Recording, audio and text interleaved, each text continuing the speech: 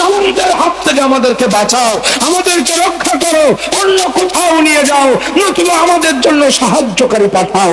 তখন কেউ জানতো না আমার ভাইরা এই জালিমের পতন হবে। চোখের মধ্যে পানি থাকতে থাকতে হঠাৎ করে পত্র পত্রিকা ইন্টারনেট চালু হলো, খোঁজ খবর নিয়ে দেখা গেল উডি পালাইছে। আলহামদুলিল্লাহ বলবেন না? আরো দেখুন আলহামদুলিল্লাহ। তখনও মানুষের চোখের মধ্যে পানি, তারপরে মুখের মধ্যে হাসি। চোখে পানি থাকতে থাকতে মুখের মধ্যে হাসি দিয়েছিলেন যিনি, তিনি কে? আরে জোরে বলুন, তিনি কে? তবে আমার ভাইরা, চূড়ান্ত বিজয় কিন্তু আমাদের এখনো হয় নাই।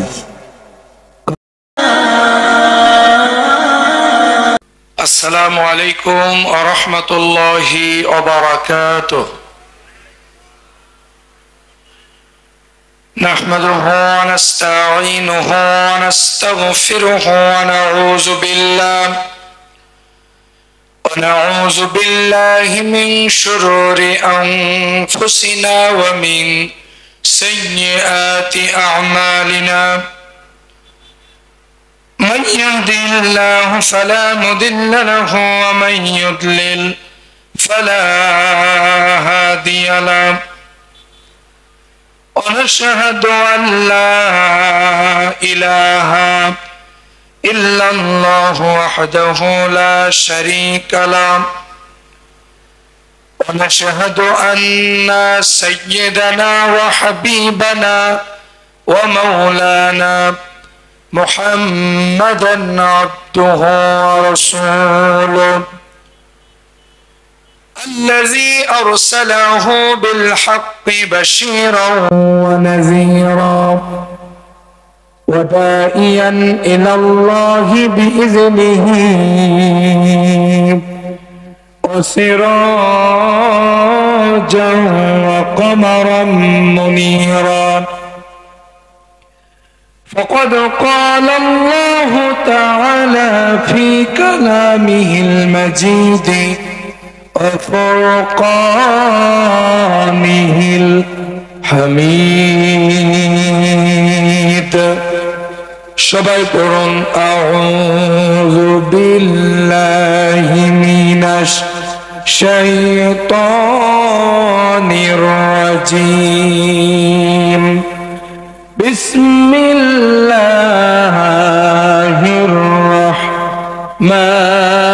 রাহমানির رحيم. إن الله اشترى من المؤمنين أنفسهم وأموالهم بأن لهم الجنة يقاتلون في سبيل الله فيقتلون ويقتلون إلى آخر الآية. إن الله وملائكته يصلون على النبي يا أيها الذين آمنوا صلوا عليه وسلموا تسليما. সবাই দুরূদ ইব্রাহিম পড়ুন। আল্লাহুম্মা সাল্লি আলা মুহাম্মাদিন ওয়া আলা আলি মুহাম্মাদ কামা সাল্লাইতা আলা ইব্রাহিম وعلى آل إبراهيم إنك حميد مجيد. اللهم بارك على محمد وعلى آل محمد كما باركت على إبراهيم وعلى آل إبراهيم إنك حميد مجيد. সবাই একটু জিকির করুন এবং যার সামনে যতটুকু জায়গা ফাঁকা আছে মেহেরবানি করে সামনের দিকে এগিয়ে আসুন। কোনো জায়গা ফাঁকা রাখা যাবে না। মহিলা প্যান্ডেলে যারা আছেন সেখানে জায়গা হচ্ছে না, তাই ফাঁকা জায়গাগুলো পূরণ করে বসার জন্য অনুরোধ করা হয়েছে। সবাই সামনের দিকে এগিয়ে আসুন আর একটু জিকির করুন লা ইলাহা আসুন সবাই, এই যে অনেক জায়গা ফাঁকা, একটু মেহরবানি করে এগিয়ে আসেন, সবাই এগিয়ে আসুন। জোরে লা ইলাহা। আপনারা একটু পরিবেশ তৈরি করে দেন, যেহেতু বেশি সময় আমরা পাবো না, মাত্র 1 ঘন্টা সময় আমরা পাবো, সব মিলিয়ে একটু পরিবেশ তৈরি করে দিন মেহরবানি করে। সবাই সামনের দিকে এগিয়ে আসুন, বসে পড়ুন, সামনের দিকে ফাঁকা জায়গা পূরণ করে বসুন। লা ইলাহা, জোরে লা ইলাহা ইল্লাল্লাহ, লা ইলাহা। এই কালিমার জন্যে বেলাল পাথর চাপা মরুতে প্রাণ চলে যায় তবু মুখে লা ইলাহা ইল্লাল্লাহ, লা ইলাহা, জোরে লা ইলাহা, লা ইলাহা ইল্লাল্লাহ মুহাম্মাদুর রাসূলুল্লাহ। বাংলাদেশের ঐতিহ্যবাহী জেলা, শহীদ আবু সাইদের রক্ত স্নাত জমিন, রংপুর জেলার পীরগঞ্জ উপজেলার সোজারকুটি জামে মসজিদ সংলগ্ন মাঠে অনুষ্ঠিত সোজারকুটি পার বোয়ালমারী ইসলামী সমাজ কল্যাণ পরিষদের উদ্যোগে আয়োজিত প্রথম বার্ষিকী ঐতিহাসিক তাফসীরুল কোরআন মাহফিলের পরম শ্রদ্ধাভাজন জনাব সভাপতি, এলাকার সর্বজন শ্রদ্ধাভাজন বিশিষ্ট আলেমে দ্বীন জনাব হযরত মাওলানা আনিসুর রহমান সাহেব, খতিব পার বোয়ালমারী জামে মসজিদ। আজকের মাহফিলের সম্মানিত সহ সভাপতি মাওলানা আবু তালেব সাহেব, খতিব সোজারকুটি পূর্বপাড়া জামে মসজিদ। আজকের মাহফিলের আমন্ত্রিত অতিথিবৃন্দ, বিশেষ করে আজকের মাহফিলের সম্মানিত প্রধান অতিথি, হাজার হাজার আলেমের উস্তাদ, জাফরপাড়া ঐতিহ্যবাহী কামিল মাদ্রাসার সম্মানিত ভাইস প্রিন্সিপাল, যিনি সংক্ষিপ্ত সময়ে অত্যন্ত জ্ঞান গর্ব কথা বলে আমাদের এই মাহফিলকে প্রাণবন্ত করেছেন, জনাব হযরত মাওলানা মোহাম্মদ আব্দুর রহিম সাহেব দামাত বারাকাতুহুম।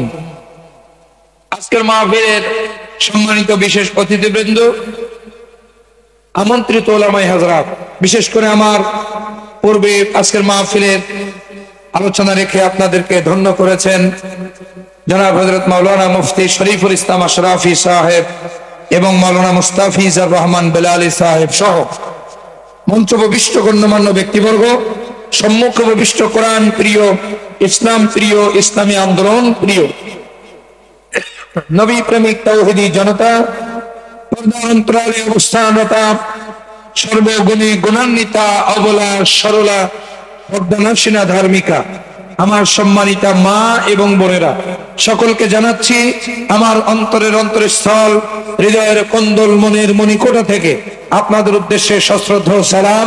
কারো জবান বন্ধ থাকবে না, স্বতঃস্ফূর্ত ভাবে কৃপণতা না করে সালামের জবাবটা দিয়ে দেন।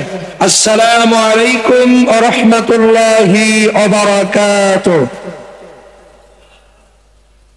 আসুন আমরা শুরুতেই কালিমাতুশ শুকরিয়া আদায় করি সে মহান আল্লাহ রাব্বুল ইজ্জত ওয়াল জালালের আলিশান দরবারে ইলাহিতে, যে মহান মুনিব আপনাকে আমাকে এমন একটি সময়ে আজকের এই মাহফিলে কবুল করেছেন, যেই সময়ে গোটা বিশ্বের সমস্ত মুসলমানেরা নির্যাতিত, নিষ্পেষিত, অপমানিত, লাঞ্ছিত, বঞ্চিত, ইহুদি, খ্রিস্টান এবং মুসলমান মুনাফিক কর্তৃক শাসিত। কথা বলেন ঠিক না বেঠিক?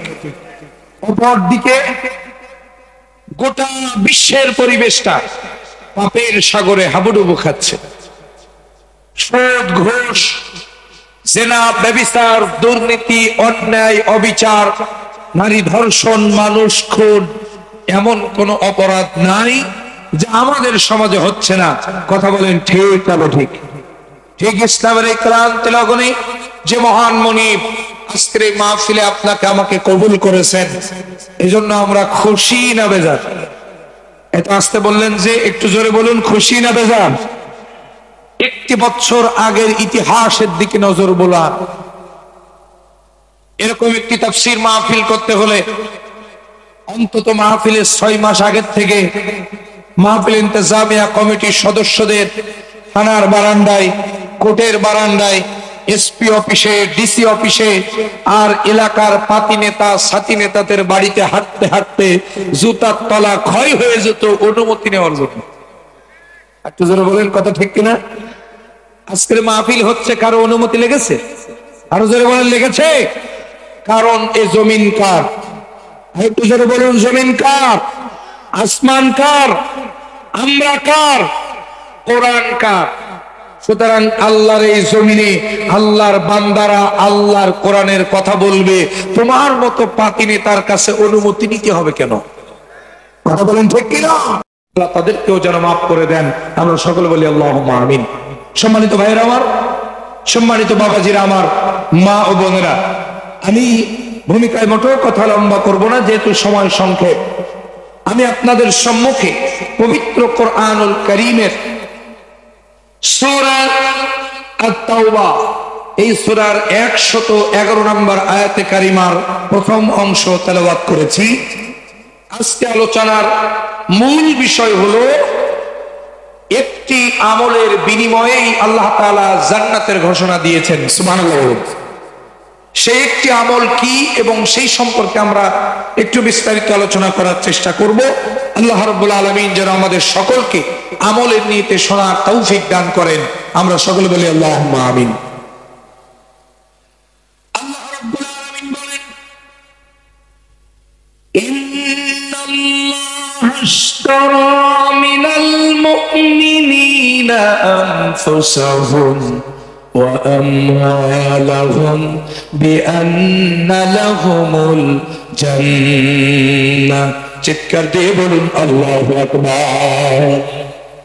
খুব মনোযোগ দিবেন। আল্লাহ তাআলা বলছেন, ইন্না, নিশ্চয়ই, হুরুফে মুশাব্বাহ বিল ফিল, অবশ্যই, নিশ্চয়তা প্রদান করছেন কে?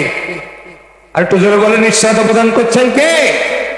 আল্লাহ তাআলা বলছেন, ইন্নাল্লাহা, নিশ্চয়ই আল্লাহ তাআলা, ইশতারা, কিনে নিয়েছেন, মিনাল মুমিনিনা, ঈমানদারদের কাছ থেকে, মুমিনদের কাছ থেকে, আনফুসাহুম, তাদের জান, ওয়া আমওয়ালাহুম, তাদের সম্পদ। চিৎকার দিয়ে বলেন আল্লাহু আকবার। এবার একটু আওয়াজ করে বলুন তো, কিনে নিয়েছেন কে? আরো জোরে বলুন, কিনে নিয়েছেন কে? আল্লাহ তাআলা। কাদের কাছ থেকে কিনেছেন?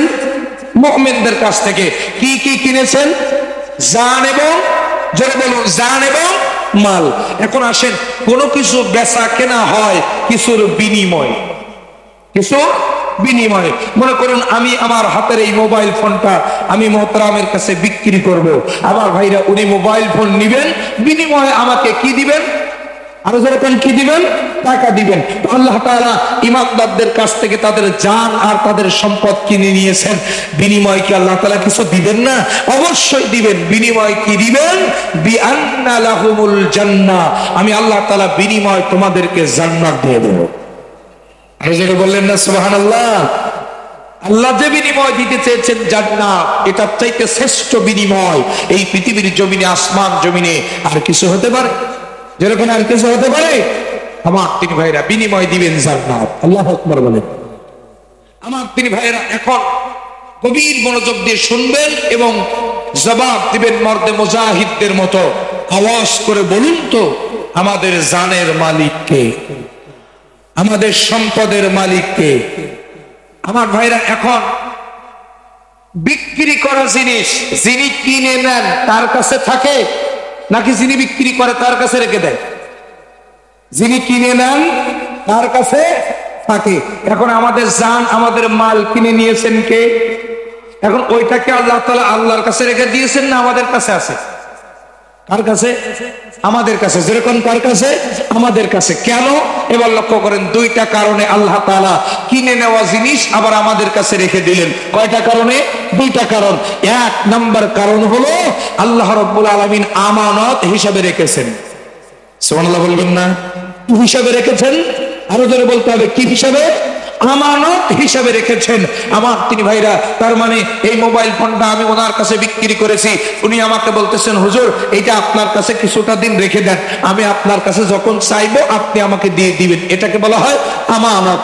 আমার তিনি ভাইরা, আল্লাহ তাআলা বলছেন শোনো, তোমার জান তোমার মাল আমি আল্লাহ তাআলা কিনে নিয়েছি, বিনিময় জান্নাত দিয়ে দিয়েছি। কদ আফলাহাল মুমিনুন, মুমিনরা সফল, ইমানদাররা সফল, অর্থাৎ জান্নাত তারা সফল হয়ে গেছে, তার মানে জান্নাত তারা পেয়ে গেছে। অলরেডি জান্নাত দেওয়ার ঘোষণা আমি আল্লাহ দিয়ে দিয়েছি, কিন্তু জান্নাত যেহেতু এখন দিচ্ছি না, এই জান আর এই মাল আমি আল্লাহ তাআলা তোমার কাছে আমানত হিসেবে রেখে দিলাম। খবরদার, আমানতের খেয়ানত করলে কিন্তু জান্নাত পাবে না। আমি আল্লাহ তাআলা যখনই চাইবো এই জান এই মাল আমি আল্লাহ আমাকে দিয়ে দিতে হবে। সুবহানাল্লাহ বললেন না? আরো জোরে বললেন না সুবহানাল্লাহ? সুতরাং এখান থেকে একটা কথা স্পষ্ট হয়ে যায়, জান আর মাল আল্লাহ তাআলা আমাদের কাছে আমানত দিয়েছেন, যখন চাইবেন দিয়ে দিতে হবে। আর বিশ্বনবী বলেছেন আমানতের খেয়ানতকারী কশিন কালেও আল্লাহর জান্নাতে যাবে না। এক নাম্বার কারণ আমানত। দুই নাম্বার কারণ আমাদের কাছে রেখে দেওয়া। আল্লাহ তাআলা একটু পরীক্ষা করতে চান, একটু যাচাই করতে চান। তোমার কাছে জান আর মাল রেখে দিলাম, এই জান মাল দিয়া তুমি কি করবা? আল্লাহ তাআলা এবার বলছেন ইউকাতিলুনা ফি সাবিলিল্লাহ, ওই জান ওই মাল দিয়া আমার জমিনে আমার দিন প্রতিষ্ঠার জন্য সংগ্রাম করতে হবে। আর কোনো সংগ্রাম করা যাবে না, আর কোনো আইন প্রতিষ্ঠার জন্য চেষ্টা করলে হবে না, মানব প্রসূত মতবাদের পেছনে চেষ্টা করলে হবে না। আমার জমিনে আমার দিন প্রতিষ্ঠার জন্য আমার দেওয়া জান মাল দিয়ে সংগ্রাম করা লাগবে। যদি তোমরা আমার দেওয়া জানমাল দিয়ে আমার জমিনে দিন প্রতিষ্ঠার জন্য সংগ্রাম করতে পারো, তাহলে বিআন্না লাহুমুল জান্নাহ, জান্নাত দেব, নতুবা জান্নাত হবে না। কথা কি বুঝতে পেরেছেন? আর যখন কথা বুঝতে পেরেছেন আমার দিনী ভাইয়েরা, এখান থেকে একটা কথা স্পষ্ট হয়ে যায়, সেটা হলো একজন মুসলমান, একজন ইমানদার পশ্চিমকালেও আল্লাহর জমিনে আল্লাহর দিন প্রতিষ্ঠার দল ছাড়া, আল্লাহর দল ছাড়া মানুষের তৈরি দল করতে পারে না। হারাম। কথা বলেন ঠিক কিনা? এবার আল্লাহ পাক রব্বুল আলামিন কোরআনুল কারীমের অন্যত্র বলছেন আল্লাযীনা আমানু ইউকাতিলুনা ফি সাবিলিল্লাহ ওয়াল্লাযীনা কাফারু ইউকাতিলুনা ফি সাবিলিত তাগুত। চিৎকার দিয়ে বলুন আল্লাহু আকবার। আল্লাহ তাআলা বলছেন যারা আল্লাহর জমিনে আল্লাহর দ্বীন প্রতিষ্ঠার জন্য জান মাল বাজি রেখে সংগ্রাম করে, জিহাদ ফি সাবিলিল্লাহর আন্দোলন করে, তারা হলো ঈমানদার। সুবহানাল্লাহ বলবেন না? আরে যেরকম সুবহানাল্লাহ। পক্ষান্তরে যারা আল্লাহর জমিনে আল্লাহর দ্বীন প্রতিষ্ঠার আন্দোলন বাদ দিয়া ন্যাশনালিজম, কমিউনিজম, সেকুলারিজম মানুষের তৈরি করো আমেরিকার মতো প্রতিষ্ঠার জন্য চেষ্টা করে, মুসলমানের মাত্রা হতে পারে না। আর কোন কাফের জান্নাতে যাবে না। সোজা হিসাব, কোন কাফের জান্নাতে যাবে না। লা তাদখুলুল জান্নাতা হাত্তা তুমিনু, কোন ঈমানদার ছাড়া আল্লাহর জান্নাতে যেতে পারবে না। সুতরাং আপনি যদি আল্লাহর জমিনে আল্লাহর দ্বীন প্রতিষ্ঠার আন্দোলন আল্লাহ জানমাল দিয়ে করেন আমার দিন ভাইয়েরা, তাহলে আল্লাহ জান্নাত দিবেন, অথবা জান্নাত হবে না। এবার লক্ষ্য করেন, প্রত্যেকটা মুসলমানের জন্য, প্রত্যেকটা ঈমানদারের জন্য আল্লাহর জমিনে আল্লাহর দ্বীন প্রতিষ্ঠার আন্দোলন করা হলো ফরজ। কথা বলেন, শুধু ফরজ নয়, সব ফরজের বড় ফরজ তথা ফরজে আইন। ওলামায়ে কেরাম আছে আমার তিন ভাইয়েরা, আপনি নামাজ বলেন, রোজা বলেন, হজ বলেন, যাকাত বলেন, দান বলেন, সাদকা বলেন, দাড়ি বলেন, টুপি বলেন, জুব্বা বলেন, পাগড়ি বলেন, যত বিধান আছে না কেন, সব বিধানের চাইতেও বড় ফরজ হলো আল্লাহর জমিনে আল্লাহর দ্বীন কায়েমের জন্য আন্দোলন করা। কথা বলেন, তার বাস্তব প্রমাণ লক্ষ্য করুন। পবিত্র কোরআনুল কারীম গবেষণা করুন। এই কোরআনুল কারীমের মধ্যে সমস্ত বিধান মিলে আয়াত সর্বমোট 500টা। কয়টা? আরো জোরে বলেন না, কয়টা? 500টা। একটা আওয়াজ দেন আমার দিন ভাইয়েরা। সব বিধান, নামাজ, রোজা, হজ, যাকাত, সমস্ত বিধান মিলে আয়াতগুলো কত সংখ্যা? 500টি। আরো জোরে বলেন কত? 500। আমার দিন ভাইয়েরা, কিন্তু শুধুমাত্র কেবলমাত্র একমাত্র আল্লাহর জমিনে আল্লাহর দ্বীন কায়েমের আন্দোলন করতে হবে। ইউকাতিলুনা ফি সাবিলিল্লাহ, এই ব্যাপারে আয়াত সরাসরি 627টা। একটা বিধানের ব্যাপারে কত? 627। আর ইনডাইরেক্ট আছে আরো বেশি। চিৎকার দিয়ে বলেন আল্লাহু আকবার। আমার ভাইরা এবার লক্ষ্য করেন, আপনার নামাজ আছে, রোজা আছে, হজ আছে, যাকাত আছে, দান আছে, সাদকা আছে, দাড়ি আছে, টুপি আছে, জুব্বা আছে, পাগড়ি আছে, কিন্তু ইসলামী আন্দোলন নেই। মা তাআলা শুবাতিম মিনান নিফাক, মুনাফিক হয়ে কবরে যাবেন। আল্লাহর খাতায় কোনো ইবাদত যাবে না, সব ইবাদত আব্দুল্লাহ ইবনে উবাইয়ের খাতায় যাবে। কথা বলেন। তার বাস্তব একটা উদাহরণ দেই। আপনার মোবাইল নম্বরের সংখ্যা কয়টা? আমার কয়টা? 11টা। মনে করেন আমার মোবাইল নাম্বার হলো 01726621661। আমার তিন ভাইরা একটা 6 এর জায়গায় 10টা নাম্বার ঠিক আছে, একটা 6 এর জায়গায় যদি 5 হয়ে যায়, বলেন তো কলটা আফজাল হোসেন জিয়াদির কাছে যাবে নাকি রং নাম্বার? আর একটু জোরে বলেন, আর একটু জোরে বলেন। কয়টা নাম্বার ঠিক? 10টা ঠিক। কয়টা ঠিক? 10টা ঠিক। আমার ভাইয়ের একটা ডিজিট ভুল হওয়ার কারণে কলটা আমার কাছে আসলো না, রং নাম্বারে চলে গেল।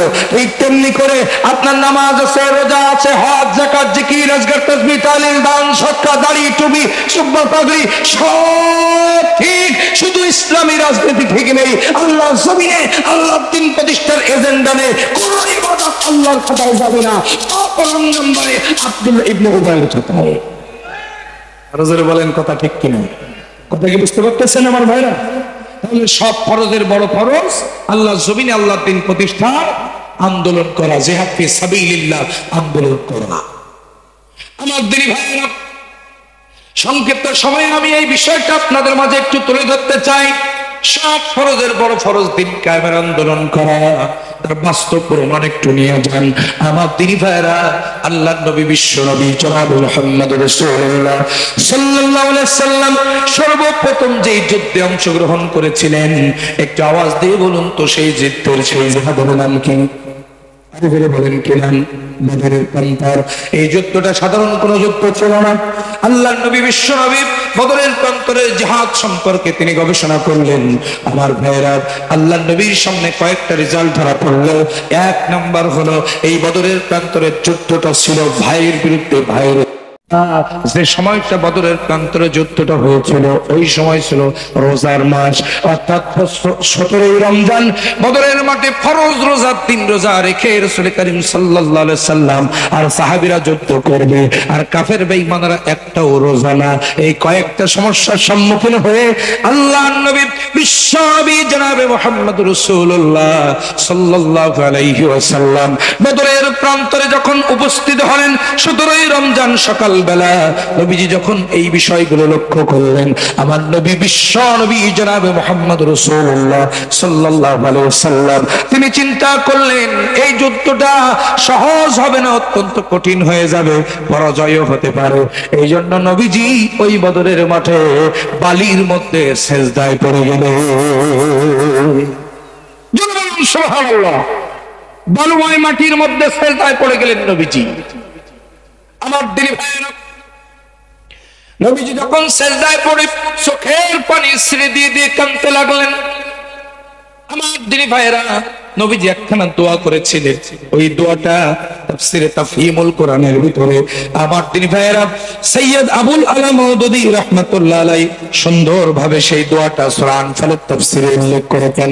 নবীজি এভাবে দোয়া করছেন, রব্বুল আলামিন, ও আল্লাহ, এই বদরের মাঠে যদি আজকের মুসলমানরা হেরে যায়, তাহলে তোমার ইসলাম হেরে যাবে, তোমার ইসলাম বিদায় হয়ে যাবে। আমার দিনী ভাইরা, আল্লাহ রাব্বুল আলামিনের হাবিব মালিক বলেন, আর যদি মুসলমানরা আজকে বিজয় অর্জন করে, কিয়ামত পর্যন্ত এই মুসলমানদেরকে আর কেউ ঠেকায় রাখতে পারবে না। চিৎকার দিয়ে বলেন সুবহানাল্লাহ, আর জোরে বলুন সুবহানাল্লাহ। আমার দিন ভাইয়েরা, নবীজি দোয়া করলেন, রব্বুল আলামিন তুমি যেটা ভালো বোঝো করো। আমার আল্লাহ রাসূল যখন চোখের পানি ছেড়ে দিয়ে কাঁদতেছিলেন, আমার আল্লাহ রাব্বুল আলামিন হযরত জিবরাইল আমিনকে ডাক দিয়ে বলছেন, জিবরাইল রে, আর দেরি করা যাবে না, আমার নবীজির কাছে চলে যাও। আমার নবীজির কাছে যে সূরা আনফালের 9 নম্বর আয়াতখানা নাযিল করে দাও, আমার নবী যেন মন খারাপ না করে। হযরত জিবরাইল আমিন এসে বিশ্ব নবীর কাছে সূরা আনফালের 9 নম্বর আয়াতখানা নাযিল করে দিলেন। তিনি জানিয়ে দিলেন, আন্নী, পরম সবাই, আন্নী মুমিদ্দুকুম। আল্লাহ রাব্বুল আলামিন সূরা হামিমা 30 নম্বর কালিমার মধ্যে আল্লাহ রাব্বুল আলামিন সুন্দর করে জানিয়ে দিয়েছেন। আল্লাহ পাক বলছেন, ইন্নাল্লাযীনা ক্বালু রাব্বুনাল্লাহু সুম্মা ইসতাকামু তাতানাজ্জালু আলাইহিমুল মালাইকা। চিৎকার দিয়ে বলুন আল্লাহু আকবার। আল্লাহ রাব্বুল আলামিন বলেন, যারা আমি আল্লাহ আমাকে রব মেনেছে আর আমার রবের পথে ইস্তেকামাত আছে, আমার প্রতি ইস্তেকামাত থাকতে গিয়ে নির্যাতন অত্যাচার স্বীকার করেছে, সহ্য করেছে, আমার দিন কায়েমের আন্দোলন যারা করেছে, ওদের জন্য আমি আল্লাহ রাব্বুল আলামিন কাতারে কাতারে ফেরেশতা নাযিল করব। আর জোরে বলবেন না সুবহানাল্লাহ। কাতারে কাতারে ফেরেশতা অবতীর্ণ করব, জোরে কোন সুবহানাল্লাহ। আল্লাহ রাসূলের জিবরাইল এসে বললেন বিশ্ব নবীকে, নবীজি 1000 ফেরেশতা আল্লাহ তাআলা বদরের মাঠে অবতীর্ণ করবে, আপনি মাথা উঁচু করেন, জোরে বলেন সুবহানাল্লাহ। নবীজি আমার মাথা উঁচু করেন, আমি একটা নির্দিষ্ট জায়গায় যাচ্ছি, আমার ভাইরা গভীর মনোযোগ দিয়ে দেন।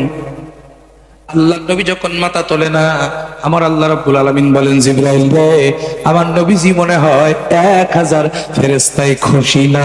আল্লাহু আকবার বলেন। যা রে জিবরাইল, যা আমার নবীজির কাছে চলে যা, আর একখানা আয়াত নিয়ে যা, সূরা আলী ইমরানের 124 নম্বর আয়াতখানা নবীজির কাছে নাযিল করে দে।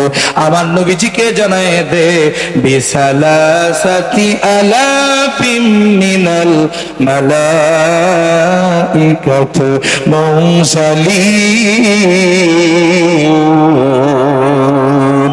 1000 না, আজকের বদরের মাঠে মুসলমানদের পক্ষে যুদ্ধ করার জন্য আসমান থেকে আমার আল্লাহ রাব্বুল আলামিন 3000 ফেরেশতা পাঠিয়ে দেবে।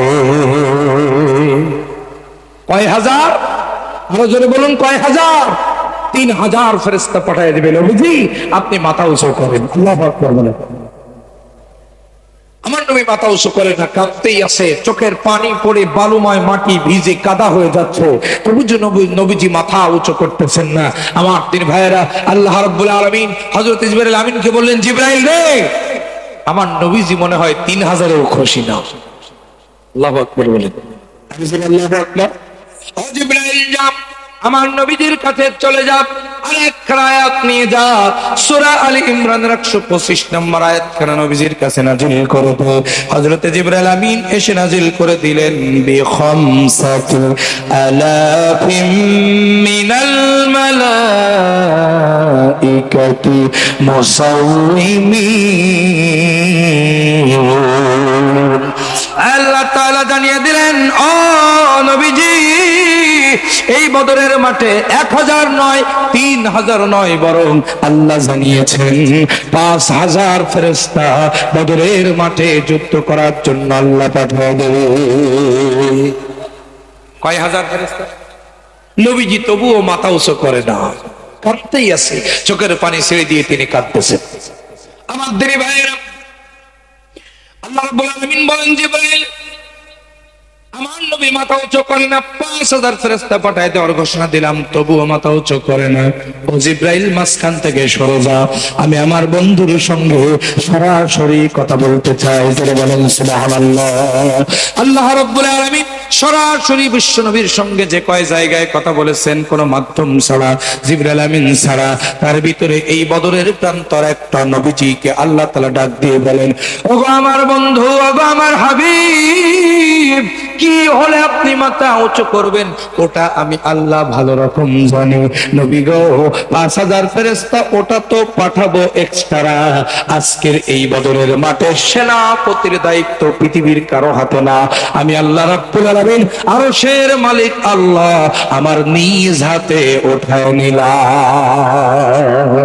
জোরে বলুন সুবহানাল্লাহ। আমার তিনি ভাইরা, নবীজি এবার মাথা উঁচু করেছেন, সাহাবায়ে কেরাম তাকায় দেখে নবীজির চোখের মধ্যে পানি, মুখের মধ্যে হাসি। আর জোরে বলবেন না সুবহানাল্লাহ। চোখের মধ্যে পানি, মুখের মধ্যে হাসি। আমার তিনি ভাইরা, আমার বাবাজিরা, চোখে পানি থাকতে থাকতে মুখের মধ্যে হাসি দিতে পারে যিনি, তিনি কে? আর জোরে বলবেন না তিনি কে? 7 তারিখ রাতের বেলা আমরা কেঁদেছি, আল্লাহর কাছে দোয়া করে বলেছে, আল্লাহ হয় এই জালেমকে বিদায় করো, নতুবা আমাদেরকে শহীদ করো। ঠিক কিনা বলেন? 5 তারিখ সকালবেলা আমি আমার সাতক্ষীরার ইতিহাস বলছি।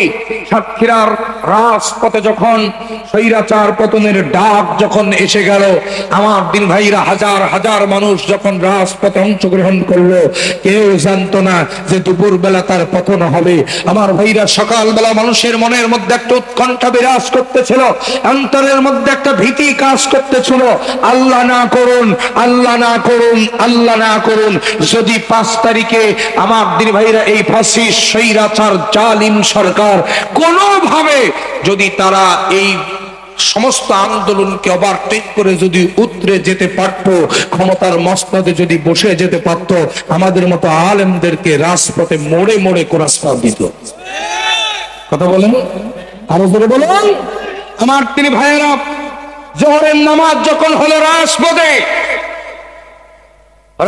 জোহরের নামাজ হওয়ার পরে, জোহরের নামাজের পরে ইসলামী আন্দোলনের একজন ভাই মোনাজাত করলেন। আমার ভাইরা জেনারেল শিক্ষিত মানুষ, কিন্তু তার মোনাজাতে গোটা সাতক্ষীরার লক্ষ লক্ষ মানুষ সেদিন কেঁদেছে। গগন বিদারী চিৎকার, দুহাত তুলে আল্লাহর কাছে বলেছে, আল্লাহ রব্বানা আখরিজনা মিন হাযিহিল ক্বরিয়াতিজ যালিমা আহলুহা, জালিমদের হাত থেকে আমাদেরকে বাঁচাও, আমাদেরকে রক্ষা করো, অন্য কোথাও নিয়ে যাও, নতুবা আমাদের জন্য সাহায্যকারী পাঠাও। তখন কেউ জানতো না আমার ভাইরা এই জালিমের পতন হবে। চোখের মধ্যে পানি থাকতে থাকতে হঠাৎ করে পত্র পত্রিকা, ইন্টারনেট চালু হলো, খোঁজ খবর নিয়ে দেখা গেল উনি পালাইছে। আলহামদুলিল্লাহ বলবেন না? আরো বলবেন আলহামদুলিল্লাহ। তখনও মানুষের চোখের মধ্যে পানি, তারপরে মুখের মধ্যে হাসি। চোখে পানি থাকতে থাকতে মুখের মধ্যে হাসি দিয়েছিলেন যিনি, তিনি কে? আরে জোরে বলুন, তিনি কে? তবে আমার ভাইরা, চূড়ান্ত বিজয় কিন্তু আমাদের এখনো হয় নাই। চূড়ান্ত বিজয় এখনো হয় নাই। আমরা কেবল সেমিফাইনাল জিতেছি। কি ফাইনাল? আমাদের বলতে হবে কি ফাইনাল? শুধুমাত্র সেমিফাইনাল জিতেছি, আসল ফাইনাল আমাদের এখনো সামনে বাকি। অর্থাৎ বাংলাদেশের মুসলমানদের চূড়ান্ত বিজয় সেই দিন হবে যেদিন বাংলাদেশের পার্লামেন্টে সংবিধান হবে আল কোরআন। কথা বলুন তো, সেই আল কোরআনকে পার্লামেন্টে পৌঁছা দেওয়ার জন্য, কোরআনের সংবিধান বাস্তবায়নের জন্য আর একটা বার যদি ডাক দেওয়া হয়, মাথায় কাপড়ের কাপড় পেতে জীবন বাজি রেখে ফিরে আল্লাহকে দেখা।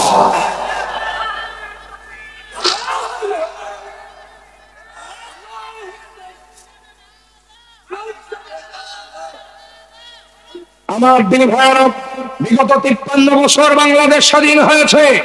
কত সরকার এলো, কত সরকার গেল, একজন বাংলার জমিন থেকে অন্যায় দূর করতে পারে নাই। বরং গোটা সমাজটাকে অন্যায় বাংলাকে পরিণত করে চালিয়ে পড়িয়ে করে দিয়েছে। আপনাদের ঠিক কিনা? সুতরাং আমাদের স্লোগান একটাই, সব ঘোড়ার ডিম দেখা শেষ, আগামীর বাংলাদেশ বাংলাদেশ। আগামীতে যারা কোরআনকে রাষ্ট্রীয় ক্ষমতায় নিয়ে যেতে চায়, আমরা তাদেরকে ভোট দিয়া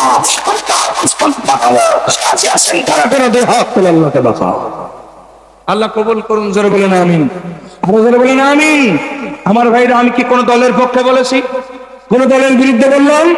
আমাদের স্লোগান একটাই, কোরআনকে যেই দল রাষ্ট্রীয় ক্ষমতায় নিয়ে যেতে চাইবে আমরা সেই দলে সমর্থন করব। কথা বলেন ঠিক না ঠিক? আমার দিনী ভাইয়েরা, যে কথা বলতেছিলাম, নবীজি আবার মাথা উঁচু করেছেন, তুমুল বেগে যুদ্ধ শুরু হয়ে গেছে বদরের প্রান্তরে।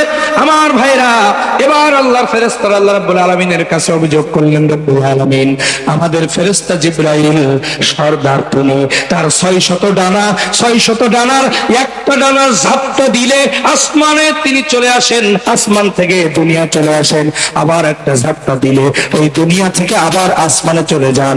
ওরকম 1000 কাফের, ওই রকম কাফের, ওদেরকে তো একটা ডানার ঝাপটা দিয়াই তিনি পৃথিবীর জমিন থেকে বিদায় করতে পারে। ও রব্বুল আলামিন, ও রব্বুল আলামিন, তাহলে 5000 ফেরেশতা কেন পাঠালেন? আর 5000 ফেরেশতা পাঠালেন ঠিক আছে, কিন্তু আপনি যখন সেনাপতির দায়িত্ব নিয়েছেন, তাহলে আমরা ফেরেশতারা করব কি? আল্লাহু আকবার বলেন। আর যেরকম আল্লাহু আকবার। এদিক দিয়ে আবু জেহেল ষড়যন্ত্র করে তারা শক্ত মাটিটা দখল করে নিয়েছে। কি মাটি? শক্ত মাটি। আর মুসলমানদেরকে, সাহাবা ইকরামদেরকে থাকতে দিয়েছে বালু মাটিতে। আমার তিন ভাইরা, আবু জেহেলের টার্গেট ছিল বালু মাটিতে মুসলমানরা থাকলে যুদ্ধ যখন শুরু হবে তাদের পা গুলো স্লিপ করবে, ঘোড়ার পা গুলো স্লিপ করবে, নিয়ন্ত্রণ রাখতে পারবে না। এই সুযোগে আমরা শক্ত মাটি থেকে আমরা অবস্থান করে তাদের সকলকে করদান আলাদা করে দেব, আমরা ময়দান দখলে রাখবো। যেরকম নাউজুবিল্লাহ। আল্লাহ রাব্বুল আলামিন বলেন, ফেরেশতারা তোমাদেরও কাজ আছে, আমি আল্লাহ আমারও কাজ আছে। আল্লাহ রাব্বুল আলামিন হযরত মিকাইলকে ডাক দিয়ে বললেন, মিকাইল, প্রথম সাহায্য করা লাগবে তোর। ও মিকাইল, তোর দায়িত্ব কি? আল্লাহ বৃষ্টি বর্ষণ করা। যারে মিকাইল, যা, যেখানে মুসলমানরা আছে ওখানে এক খণ্ড মেঘ নিয়ে যা, আর যেখানে কাফেররা আছে ওখানে এক খণ্ড মেঘ নিয়ে যা। দুই জায়গায় 2 খণ্ড মেঘ নিয়ে গেলেন, এক ঝলক বৃষ্টি হলো। এবার আপনারা আমাকে জবাব দেন, বালু মাটিতে যদি বৃষ্টির পানি পড়ে, বালু মাটি শক্ত হয় না নরম হয়? আরো জোরে কোন না, শক্ত হয় না নরম হয়? আল্লাহু আকবার বলেন। আরো জোরে বলেন আল্লাহু আকবার। আমার ভাই, আল্লাহ পাক রব্বুল আলামিন বলেন, ও ইমানদারেরা, তোমাদের কি স্মরণ নাই, তোমাদের কি মনে নাই, বদরের মাঠে আমি তোমাদের পাকে শক্ত করে দিয়েছিলাম? আল্লাহু আকবার বলেন। আরো জোরে বলেন আল্লাহু আকবার। কিয়ামত পর্যন্ত যদি ওই ঈমানের বলে বলিয়ান হও, আল্লাহর উপরে ভরসা করে যদি তোমরা পৃথিবীর দিকে দিকে কোরআনের জন্য দাঁড়িয়ে যেতে পারো, আমি আল্লাহ রাব্বুল আলামিন তোমাদের পাকে বদরের সাহাবীদের মতো শক্ত করে বিজয় তোমাদেরকেই দেব। বলেন সুবহানাল্লাহ। বিপ্লব মানে জীবন দেয়া, বসে থাকা নয়, সে কোনদিন আসবে না রে, করো যদি ভয়। কথা বলেন। বিপ্লব মানে জীবন দেয়া, বসে থাকা নয়, সে কোনদিন আসবে না রে, করো যদি ভয়। আসবে বিজয়, রক্ত আর জীবনের বিনিময়, আসবে বিজয়, রক্ত আর জীবনের বিনিময়। বিপ্লব মানে জীবন দেয়া, বসে থাকা নয়, সে কোনদিন আসবে না রে, করো যদি ভয়। লড়াইয়ের তিনি ভাইরা, এবার বলুন তো, শক্ত মাটিতে যদি বৃষ্টির পানি পড়ে, শক্ত মাটি স্যাঁতস্যাঁতে হয় না আরো শক্ত হয়? কি হয়? কি হয়? স্যাঁতস্যাঁতে হয়। আমার তিনি ভাইরা, আমার বাবাজিরা, ওদের মাটিতে, শক্ত মাটিতে পানি পড়লো, স্যাঁতস্যাঁতে হয়ে গেল, আর মুসলমানদের পা গুলো শক্ত হয়ে গেল। জোরে বলেন সুবহানাল্লাহ। তুমুল বেগে যুদ্ধ চলতেছে। যুদ্ধের এক পর্যায়ে ফেরেশতারা বলে, আল্লাহ এবার আমরা কি করব? আল্লাহ পাক রব্বুল আলামিন বলেন, ফেরেশতারা, তোদের কাজ হলো সাহাবীদের কানের কাছে যে শুধু উৎসাহ দিবি, উৎসাহ। আল্লাহু আকবার বলেন। ওরা যেন পরাজয় বরণ করার জন্য, ওরা যেন একটা বারও যেন মনোবল হারিয়ে না ফেলে, উৎসাহ দিবি। আল্লাহ রাসূলের সাহাবীদেরকে ওই ফেরেশতারা এসে এবার উৎসাহ দিল। কি বলে? আল্লাহ রাব্বুল আলামিন কোরআনুল কারীমের মধ্যে ওই আয়াত সূরা হামিমা সিজদার 30 নম্বর আয়াতে কারিমার মধ্যে আল্লাহ পাক বলছেন, আল্লাহ তাখাফু পড়েন সবাই, আল্লাহ তাখাফু ওয়া লা তাহজানু ওয়া আবশিরু বিল জান্নাহ। চিৎকার দিয়ে বলেন আল্লাহু আকবার। আমার দুই ভাইয়ের, আমার বাবাজিরা, ফেরেশতারা সাহাবীদের কানের কাছে যে বলছে আল্লাহ তাখাফু, ভয় পেও না, আল্লাহু আকবার, ভয় পেও না, ওয়ালা তাহজানু, চিন্তা করো না, ওয়া আবশিরু বিল জান্নাহ, এই দেখো তোমার জান্নাত, মারো কোপ, আল্লাহু আকবার, আল্লাহু আকবার, আল্লাহু আকবার, এই দেখো তোমার জান্নাত, ওয়া আবশিরু বিল জান্নাহ, এই দেখো তোমার জান্নাত, মারো কোপ। সাহাবীরা বলছে কি দিয়ে কোপ দেবো, তরবারি তো নেই, তরবারি নাই, কি দিয়ে কোপ দেবো? নবীজি আমার ডাকতে বললেন, ওই যে খেজুর গাছের ডাল দেখা যায়, ওই খেজুর গাছের ডাল ভাঙ, ওই দিয়ে বাড়ি মার, আমার আল্লাহ তরবারি বানিয়ে দেবে। সাহাবায়ে কেরাম খেজুরের ডাল ভেঙে বাড়ি দিয়েছে, আমার আল্লাহ খেজুরের ডালের আঘাতকে তরবারির আঘাত বানিয়ে দিয়েছে। আল্লাহ পারে কি পারে? দেখেন না, জুলাই আগস্টের বিপ্লবে ওরা গুলি করেছে, আর আমার তরুণ যুবক ছাত্ররা ইট আর পাটকেল ছুড়েছে। কতক্ষণ কতক্ষণ আরো যখন ওদের গুলি বিজয়ী হয়েছে না আমাদের ইট পাটকেল বিজয়ী হয়েছে? কত মনে বলছেন নাই? ওদের একটা গুলিতে ওদের পতন হয়েছে। কয়টা গুলি? আরো জোরে কোন না, কয়টা গুলি? একটা গুলিতে আর একটা কথায় পতন হয়ে গেছে। আমার ভাইরা যখন শহীদ আবু সাইদ বুক পেতে দিয়ে বললেন, বুকের ভিতরে তুমুল ঝড়, বুক পেতেছি, গুলি কর। এই নাস্তিকেরা গুলি করেছে, জালেমেরা গুলি করেছে। ওই একটা গুলিতে যখন আমার ভাই আবু সাইদ শহীদ হয়েছে, আমার ভাইরা পেছনে আর কেউ ফিরে তাকায় নাই, সবাই বুক পেতে দিয়ে বলেছে, কত গুলি আছে তোরা কর, এই বুক পেতে দিয়ে আমার পিঠ দেব না। আর বিজয় হয়েছে, যারা বলেন সুবহানাল্লাহ। কয়টা গুলি? আরো জোরে কোন, কয়টা গুলি? একটা। আর ওদের একটা কথায় পতন হয়েছে, সেই কথাটা হলো রাজাকার। কতক্ষণ? আরো জোরে কোন, তুমি কে, যেরকম তুমি কে, আমি কে, রাজাকার রাজাকার, এই একটা কথায় গোটা দেশের মানুষ ফুঁসলে উঠেছে। আমার দিন ভাইয়েরা, আল্লাহ পাক বিজয় দিয়েছেন। সময় সময় গুলি কাজ করে না, সময় সময় ইট পাটকেলওয়ালাদের বিজয় হয়। আরো যেরকম কথা ঠিক কিনা? কারণ সাথে কে আছে? আরো যেরকম কে আছে? আমার দিদি ভাইয়েরা গভীর মনোযোগ দেন। এবার যখন তুমুল বেগে যুদ্ধ চলতেছে, যুদ্ধের এক পর্যায়ে শহরের রক্ত যখন হয়ে গেল, আমার নবী, বিশ্ব নবী জনাবে মুহাম্মদ রাসূলুল্লাহ সাল্লাল্লাহু আলাইহি ওয়াসাল্লাম সাহাবায়ে কিরামদেরকে বললেন, ও সাহাবীরা, এবার নামাজের বিরতি ঘোষণা করা হলো, নামাজের সময় হয়ে গেছে, নামাজে যেতে হবে। আমার দিদি ভাইয়েরা, আমার বাবাজিরা, ঠিক যখন আল্লাহর নবী আর সাহাবীরা নামাজের বিরতি দিয়ে যুদ্ধ বিরতি ঘোষণা করে নামাজে যাচ্ছিলেন, ঠিক তখন আল্লাহ রাব্বুল আলামিন বলেন, ওগো আমার হাবিব, আপনি এখন যদি নামাজে যান, ও নবীজি, আর যখন নামাজে দাঁড়িয়ে যাবেন, চতুর্দিক থেকে কাফেররা আপনাকে গ্রেফতার করে ফেলবে, আর তরবারির আঘাত করে আপনি এবং আপনার সাহাবীদেরকে হত্যা করে একেবারে ময়দান তাদের দখলে নিয়ে নেবে। আর আপনি তো বলেছেন, যদি মুসলমানরা হেরে যায়, ইসলাম হেরে যাবে। সুতরাং আমি আল্লাহ রাব্বুল আলামিন আপনাকে ঘোষণা করলাম, কত ওয়াক্ত নামাজ কাজা যায় যাক, ময়দান দখলে রাখেন, কিয়ামতের দিনে এই নামাজের হিসাব আমি আল্লাহ আমার কাছে দেওয়া লাগবে না। আরো জোরে আল্লাহু আকবার। ইতিহাস দেখেন, বদরের প্রান্তরে 4 ওয়াক্ত ফরজ নামাজ কাজা করে নবীজি ময়দান দখলে রেখেছিলেন। আমার তিনি ভাইয়েরা, এখন আপনি যদি মনে করেন নামাজটাই ইসলাম, নামাজ পড়বো আর জান্নাতে চলে যাব, ও নামাজ তো আব্দুল্লাহ ইবনে উবাইও পড়েছিল। সরাসরি নবীজির পেছনে 12 বছর ডাইনেও না বামেও না সোজাসুজি নামাজ পড়েছিল। এই লোকটা কি জান্নাতে গেছে? আর যখন জান্নাতে গেছে, কেন যায়নি? কারণ ইসলামে আন্দোলন ছিল না, দিন প্রতিষ্ঠার এজেন্ডা জীবনে ছিল না। আমার ভাইরা, সুতরাং এখান থেকে প্রমাণ পাওয়া যায়, নামাজের চাইতেও বড় ফরজ দিন প্রতিষ্ঠার আন্দোলন করা। ইসলামের প্রয়োজনে যেমন নামাজ পড়া ফরজ, সেমন চূড়ান্ত ময়দানে ইসলামকে রক্ষা করার জন্য নামাজ ছাড়াও তেমন ফরজ। এখন আপনারা একটা ফতোয়া মোটামুটি পেয়ে গেছেন, ইসলামী আন্দোলন করবো আর নামাজ কালাম কিছু পড়া লাগবে না। বিষয়টা এরকম নয়, বোঝানোর জন্য বলেছি আমার দিনী ভাইয়েরা, নামাজের চাইতেও বড় ফরজ দিন কায়েমের আন্দোলন করা।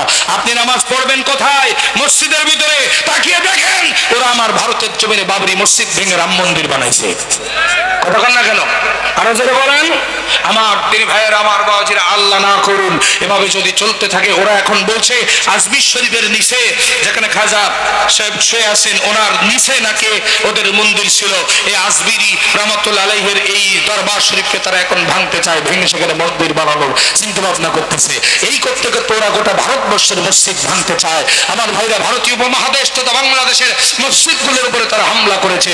ওদেরই মদতপুষ্ট, ওদেরই নিষিদ্ধ, মানে গোটা পৃথিবীর বিভিন্ন জায়গায় নিষিদ্ধ সংগঠন ইসকনের সদস্যরা আমার চট্টগ্রামে মসজিদ ভেঙেছে।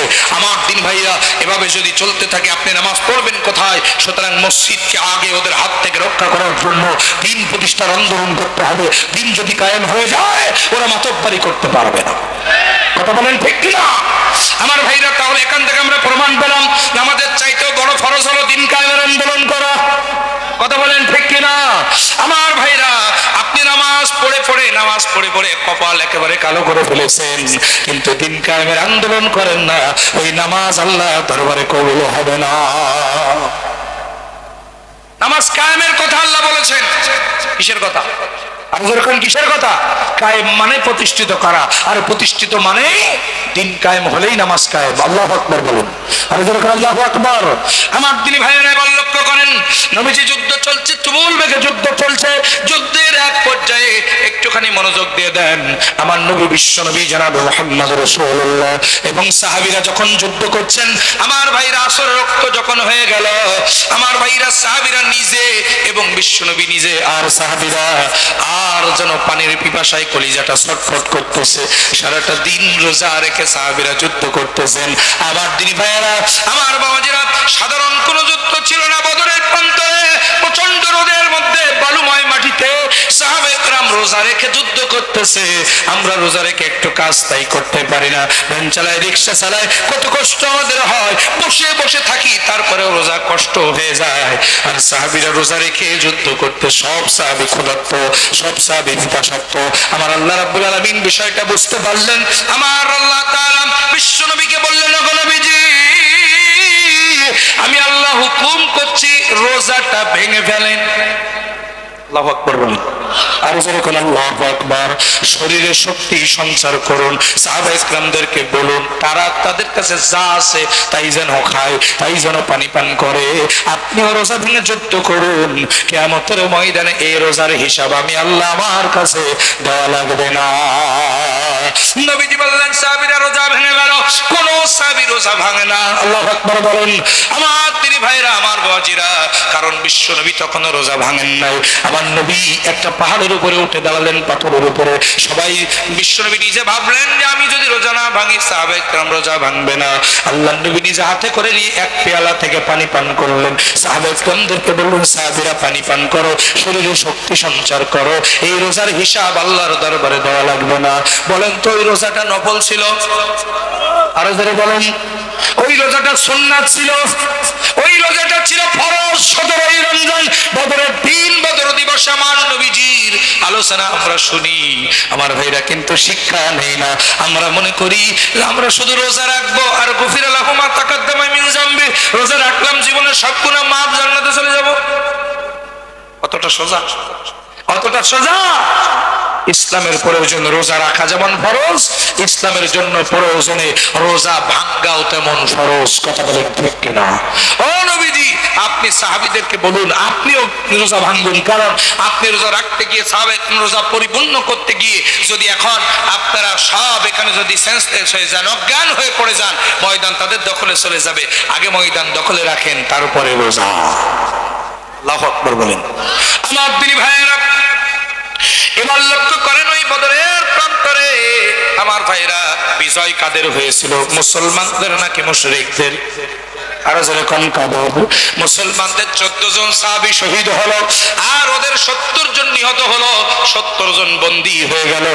আমার তিনি ভাইরা, ওরা ছিল 1000 আর মুসলমানেরা ছিল 313। সবচেয়ে আশ্চর্যের বিষয় হলো ওই বদরের প্রান্তরে সবচেয়ে বড় বড় গাড্ডা কাফের গুলোকে আল্লাহ তাআলা একসাথে বিদায় করেছে। সুবহানাল্লাহ বলবেন না? আর যখন সুবহানাল্লাহ, সামনে যেন প্রতিবন্ধকতা না করতে পারে সব কাফেরকে একদিনে। আশ্চর্যের বিষয় হলো হিজরতের রাতে যেই 14 জন কাফের রাসূল করিম সাল্লাল্লাহু আলাইহি সাল্লামের ঘরের চতুর্দিকে তরবারি নিয়ে দাঁড়াইছিল, আবু জাহেল সহ 14 দলের 14 জন নেতা এভাবে তরবারি নিয়ে দাঁড়াইছিল বিশ্বনবীকে হত্যা করবে বলে। নবীজি হযরত আলী রাদিয়াল্লাহু আনহুকে শুয়ে রেখে নবীজি ওদের চোখে ধুলা দিয়া বালি দিয়ে আল্লাহর কুদরতে বের হয়ে গেলেন। এই 14 জন কাফের যারা হিজরতের রাতে নবীজিকে মক্কায় হত্যা করবে বলে ঘরের চতুর্দিকে তরবারি নিয়ে দাঁড়াইছিল, ওই বদরের মাঠে এই 14 জনকে আল্লাহ একবারে শোয়াইছেন। আল্লাহু আকবার বললেন না? আর যখন আল্লাহু আকবার, আল্লাহ আছেন না নাই? আর যখন আল্লাহ আছেন না নাই? সুতরাং আমরা যদি বদরের মাঠের ইমাম নিয়ে আমরা যদি আজকেও সেই সাহাবাদের ইমানের বলে বলিয়ান হয়ে আল্লাহ রাসূলের আদর্শকে বুকে ধারণ করে আমরাও যদি আজকে কোরআনের রাজ কায়েমের জন্য সব ফরজের বড় ফরজ আল্লাহর জমিনে আল্লাহর দ্বীন প্রতিষ্ঠার আন্দোলন, আর একটি আন্দোলনই বিআন্না লাহুমুল জান্নাহ, আল্লাহ জান্নাত দিয়ে দিবে। আপনি যদি মনে করেন নামাজ পড়লে জান্নাত, আমার ভাইরা এটা ভুল ধারণা। হ্যাঁ, নামাজ ইসলামের খুঁটি, নামাজ না পড়লে জান্নাতে যাওয়া যাবে না, এটা ঠিক। কিন্তু নামাজ না পড়েও কিয়ামতের ময়দানে অনেক লোক আল্লাহর জান্নাতে যাবে জীবনে যারা নামাজ পড়ে। কারা জানেন? আমার ভাইয়েরা, যারা মনে করুন সকাল 8টায় ঈমান গ্রহণ করেছেন, ফজরের নামাজের পরে যারা ঈমান গ্রহণ করেছেন, তাদের সামনে কোন নামাজ ফরজ? আমার দিনী ভাইরা, ইতিমধ্যে জিহাদের ময়দানে ডাক এসে গেছে। আল্লাহ নবী, বিশ্ব নবী জিহাদের ময়দানে ডাক দিয়েছে, শাহাদাত বরণ করেছে, জীবনে এক ওয়াক্ত নামাজ পড়ার সুযোগ পায়নি, এরা যাবে আল্লাহর জান্নাতে। কিন্তু সারা জীবন নামাজ পড়েছেন, কিন্তু জিহাদ করেননি, ইসলামী আন্দোলন করেননি, জান্নাত হবে না। কথাকে বুঝতে পেরেছেন? এজন্য আমার দিন ভাইরা, সব ফরজের বড় ফরজ হলো আল্লাহর জমিনে আল্লাহর দ্বীন প্রতিষ্ঠার আন্দোলন করা। সুতরাং নামাজ, রোজা, হজ, যাকাত সব কিছুর সাথে আমাদেরকে মূল টার্গেট থাকবে দ্বীন কায়েমের আন্দোলন। দ্বীন যেন আমাদের জীবন উদ্দেশ্য হয়। আল্লাহর জীবনে আল্লাহর জমিনে আল্লাহর দ্বীন প্রতিষ্ঠার আন্দোলন যদি আমরা করতে পারি, আল্লাহ রাব্বুল আলামিন জাহান্নাম থেকে তো বাঁচাই দেবেনই, আমাদেরকে জান্নাতের মেহমান বানিয়ে দেবেন। যারা বলেন সুবহানাল্লাহ। ইয়া আইয়ুহাল্লাযীনা আমানু হাল আদুল্লুকুম আলা তিজারাতিন তুনজিকুম মিন আযাবিন আলীম। আমি আল্লাহ কি তোমাদেরকে এমন একটা ব্যবসার কথা বলে দেব না যে ব্যবসা করলে পরে তোমরা কঠিন জাহান্নামের আযাবে আলীম থেকে মুক্তি পেয়ে যাবে? হ্যাঁ, আমি আল্লাহ অবশ্যই বলে দেব কি সেই ব্যবসা। শোনো তো, মিনুনা বিল্লাহি ওয়া রাসূলিহি ওয়া তুজাহিদুনা ফি সাবিলিল্লাহ। চিৎকার দিয়ে বলেন আল্লাহু আকবার। আল্লাহ রাব্বুল আলামিন বলেন, শোনো দুনিয়ার মানুষ, ও ইমানদাররা শোনো, ঈমান আনার পরে আল্লাহর জমিনে আল্লাহর দ্বীন কায়েমের জন্য যদি সংগ্রাম করতে পারো, তাহলে আমি আল্লাহ রাব্বুল আলামিন তোমাদেরকে জান্নাতের মেহমান বানায় দেব, জাহান্নাম থেকে বাঁচায় দেব। জোরে বলেন সুবহানাল্লাহ। আমার দিনী ভাইয়েরা, এজন্য আমরা আজকে যে বিষয়টি নিয়ে আলোচনা শুরু করেছিলাম, আমাদের জান আর মাল কিনে নিয়েছেন কে? আরে ধরে বলতে হবে কে? ওই জান আর ওই মাল দিয়া কি করতে হবে? ইউকাতিলুনা ফি সাবিলিল্লাহ, আল্লাহর জমিনে আল্লাহর দ্বীন প্রতিষ্ঠার আন্দোলন করতে হবে। আল্লাহর দ্বীন প্রতিষ্ঠার আন্দোলন ছাড়া, জিহাদ ফি সাবিলিল্লাহর আন্দোলন ছাড়া মানুষের তৈরি কোনো দলমত পথ অনুকরণ করা যাবে না। সুতরাং আসুন আমার দিনী ভাইরা, আমরা যেন বাকি জীবনটা আমরা ইসলামী আন্দোলনের সাথে কাটাতে পারি, ইহকালে শান্তি এবং পরকালে মুক্তি পাওয়ার লক্ষ্যে আমরা যেন কোরআনের আইন, কোরআনের রাজ যদি আমরা কায়েম করতে পারি, সবাই শান্তিতে থাকবে, সবাই খুশি থাকবে। আমার দিনী ভাইরা, সেদিন কোনো দুঃখ থাকবে না, সেদিন কোনো কষ্ট থাকবে না। আমার ভাইরা, সুন্দরী রমণী পৃথিবীর এক প্রান্ত থেকে অপর প্রান্তে তারা বিনা বাধায় তারা তাদের সৌন্দর্যের পসরা নিয়া রাতের গভীর আধারে দিনে রাতে নির্বিঘ্নে চলাচল করতে পারবে। তাদের ইজ্জত হারানোর ভয় থাকবে না, ধর্ষণের ভয় থাকবে না, চুরি ডাকাতির ভয় থাকবে না। ইনিল হুকমু ইল্লা লিল্লাহ, আল্লাহর আইন যদি প্রতিষ্ঠিত হয়ে যায় আমার দিনী ভাইরা, আল্লাহ ছাড়া তাদের মনের মধ্যে আর কোনো ভয় থাকবে না। জোরে বলেন সুবহানাল্লাহ। এরকম সুদিন আমরা চাই কি চাই না? জোরে বলুন, চাই কি চাই না? যদি চাই তাহলে আমাদের সকলকে এক হতে হবে। কি হতে হবে? ঐক্যবদ্ধ আমাদেরকে হতে হবে। ঐক্যবদ্ধ হয়ে আল্লাহ দ্বীন প্রতিষ্ঠার জন্য চেষ্টা করতে হবে। আল্লাহ রাব্বুল আলামিন যেন আমাদের সকলকে কবুল করেন। জোরে বলেন আমিন। আরো জোরে বলুন আমিন। আমার দিনী ভাইয়েরা, সুতরাং এখন বাজে 4:07, 4:15 আজান হবে। আমার দিনী ভাইয়েরা, সর্বশেষ আপনাদেরকে এতটুকু কথা বলতে চাই, আজকের মাহফিলটা ইসলামী সমাজ কল্যাণ পরিষদের উদ্যোগে মাহফিল। সমাজ কল্যাণ পরিষদ মানে এই সমাজ কল্যাণ পরিষদের প্রথম প্রতিষ্ঠাতা হলেন জনাবে মুহাম্মদুর রাসূলুল্লাহ সাল্লাল্লাহু আলাইহি ওয়াসাল্লাম। মানবতার কল্যাণে আমার হুজুর সে কথাটা বলেছেন, কুনতুম খায়রা উম্মাহ উখরিজাত লিন-নাস তা'মুরুনা বিল মারুফ। উখরিজাত লিন-নাস, তোমাদেরকে মানুষের কল্যাণের জন্য তৈরি করা হয়েছে। একটি দল থাকবে যারা মানুষের কল্যাণে কাজ করবে। সুতরাং এই ইসলামী সমাজ কল্যাণ পরিষদ তারা যে এজেন্ডাগুলো আপনাদের সামনে তুলে ধরলো, এই এজেন্ডাগুলো সব মানবতার কল্যাণে, মানবতার সেবায়। এই মানবতার কল্যাণে আপনাকে আমাকে টাকা পয়সা অর্থ সম্পদ পরামর্শ বুদ্ধি সব দিতে হবে। কিয়ামতের ময়দানে 4 শ্রেণীর মানুষ জাহান্নামে যাবে। সূরা মুদাসসিরের ভিতরে আল্লাহ তাআলা বলছেন তাদের ভিতরে 2 নাম্বার হলো ওয়ালাম নাকু নুতঈমুল মিসকিন, যারা অসহায় দুস্থ দারিদ্র মানবতার পাশে সাধ্যমতো থাকার চেষ্টা করে নাই, নিজেরা পেট পুরে খেয়ে ঘুমিয়েছে। সাধারণ মানুষ, অসহায় দুস্থ দারিদ্র মানুষ, তারা না খেতে পেয়ে ধুকে ধুকে মৃত্যুর মুখোমুখি চলে গেছে।